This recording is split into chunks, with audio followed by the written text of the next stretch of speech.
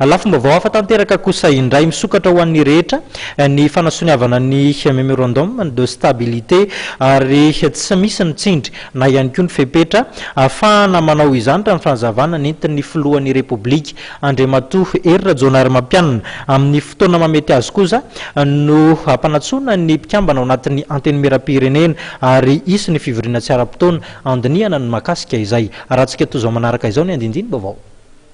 Izy io ange misokatra ho an'ny rehetrarehetra ngely izy ohatra ny zavatra rehetra ihany hoe tsy maintsy misy mifetim-boana, misy ny vonona, misy misalasala, mety misy angambany tsy hainao tsy fantatra fa de hoe antsoina ny rehetrarehetra fa misokatra io fa io tsy misy fepetra io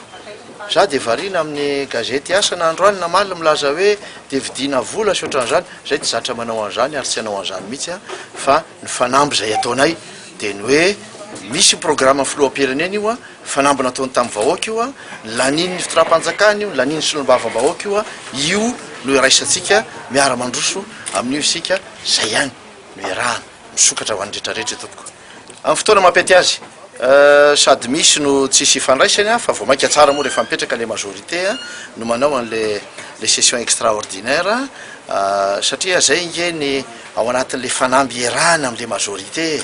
hoe rehefa programme ny iraisana de miaraka ny rehetrarehetra mandroso amin'iny programme iny ary anisan'ny fanekenan'le programme ny fandaniana an'ireo lalàna rehetra zay entina manatanteraka n'le izy ka dia misy fandraisany ihany zany le izy raha ohatra ka zay no andraisana an'le izy dia mandamina an'izany tsika amin'izao fotoana izao.